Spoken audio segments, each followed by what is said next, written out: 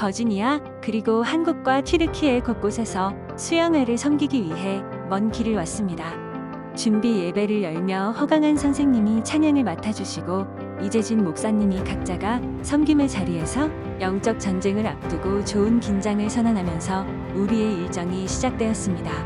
한동안 모두가 도착하기 전 각자의 사역 장소를 찾아 자리를 잡고 부스나 장비 같은 것을 설치하느라 분주했고 베델교회와 열린문 장로교회 팀 덕에 활기가 더해졌습니다.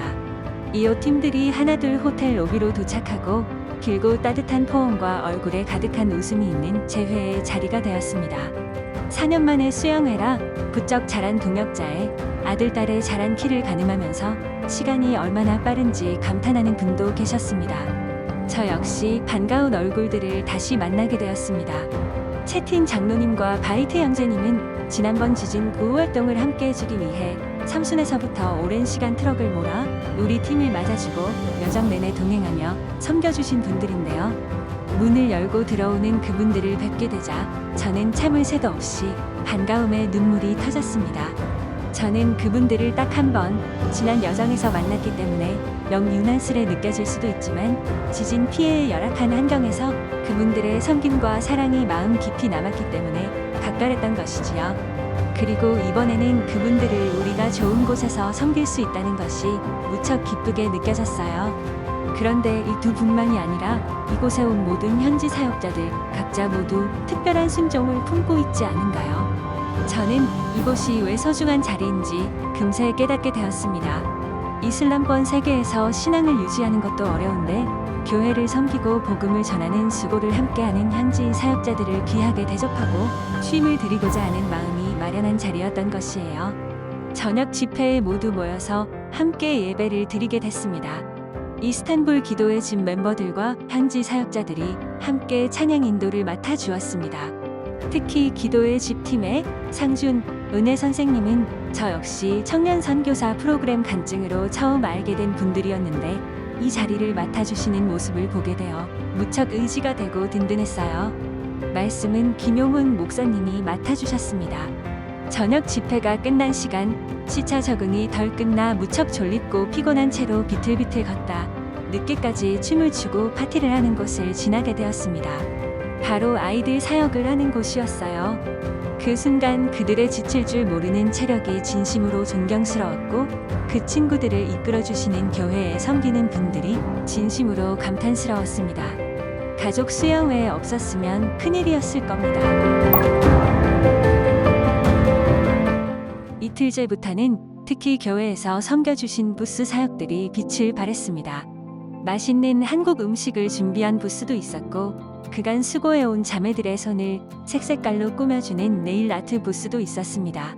이전에 현지 사역자들의 정보를 받을 때에 초점이 나가 있거나 배경이 그다지 정리되지 않은 휴대폰으로 찍은 사진들이 오면 화질이 낮아 교회에 전달하기에 곤란한 적이 있었는데요. 좋은 사진을 찍을 여건이 되지 않았던 이런 분들에게 가족들과 모여서 좋은 카메라로 스튜디오에서 찍은 간직할 만한 사진 액자를 주고자 하는 마음에서 사진 부스가 준비되었습니다. 메디컬 부스도 있었는데 수양회에 모인 사역자들 중에는 난민이 많고 신분이 불안정한 상황에서 보험이 없어 병원비를 아주 많이 지불할 수밖에 없거나 의료 서비스를 이용할 수 없는 상황에 처하기도 해서 이런 봉사가 무척 큰 의미가 있었을 것입니다. 페르시아어권, 아랍어권, 터키어권 셋으로 나눠지는 언어권별 예배에선 파르아드, 에템, 엠레 사역자가 각자 찬양 인도를 맡아 주었습니다. 제 송금 서류 속에 이름들이기도 했던 이들이 예배를 이끄는 모습을 보는 것은 아주 익숙하면서도 낯선 생경한 경험이 되었어요. 하나님이 이 땅의 동역자들에게 제가 어떠한 친구가 되라고 부르셨는지 단지 다달이 그들을 재정적으로 지원하고 사무적인 일을 돕는 것 이상의 어떠한 연결을 우리 사이에 주셨는지 묵상하게 되었습니다. 한국과 미국에서 지원하는 교회들도 현지 교회 개척자들을 실제로 만나 교제할 기회가 꼭 있어야 한다는 생각도 들었습니다. 저는 한국에 돌아가면 소중한 재정을 전달하고 서류가 오가는 일을 계속하게 된답니다. 주변 풍경도 제가 하는 일도 변하지 않아요. 그런데 제가 이분들을 직접 만나 뵈었기 때문에 저의 기도도 엑셀 파일을 켜고 숫자들을 살펴보는 단순한 동작에 실린 저의 마음도 이전보다 조금 더 깊어지게 될 것을 압니다. 둘째 날 저녁 집회의 말씀은 이진수 목사님이 나눠주셨습니다. 말씀은 기도 시간으로 이어졌는데 같은 지역 교회를 섬기는 사역자들끼리 손을 잡고 둥글게 둘러 모여 형제에 대한 사랑으로 기도를 시작했습니다. 그러자 예배 장소가 순식간에 열기로 채워지는 것을 느낄 수 있었습니다. 상기된 얼굴과 진중한 목소리로 기도에 임하는 면면을 보자 이들이 얼마나 주님이 맡기신 교회를 사랑하며 섬기고 있는지 그 불이 저에게도 옮겨붙는 듯 했습니다. 단체 사진을 찍기 위해 자리를 잡고 한쪽 벽을 가득 채워선 사람들을 보자니 새삼스레 이곳에 모인 많은 수에 압도되었는데 그것은 우리가 하나님의 꿈과 하나님의 계획 안에 그 큰 그림의 일부로 함께하는 감격이었습니다. 우리의 연합 안에 그분이 이루고자 하시는 아름다운 나라가 한 조가 길어지고 있었습니다.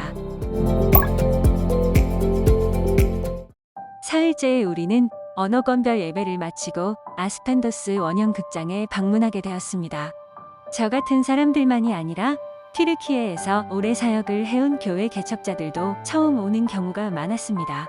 옛 도시 터를 서로 다른 사역자의 아이들이 탐험을 나서듯이 뛰어다니는 것이 참 즐거웠고 새로운 풍경이 우리 안에도 신선한 새 바람을 불어넣어주는 듯해 반가웠습니다. 짧은 소풍을 마친 우리는 식사를 하고 김한효 목사님이 말씀을 섬겨주신 저녁 집회에 함께했습니다. 그리고 베델교회에서 오랫동안 심혈을 기울여 준비해온 세족식이 이어졌습니다. 형제자매들이 앉은 자리 앞에 모든 성김이들이 기꺼이 무릎을 꿇고 소중하게 두 발을 감쌌습니다. 지난 며칠간의 일정이 하나같이 각별했지만 이 세족식이야말로 이 수양회 기간에 있었던 모든 수고와 섬김을 바를 씻어주는 하나의 힘으로 압축되는 듯한 인상을 받았습니다.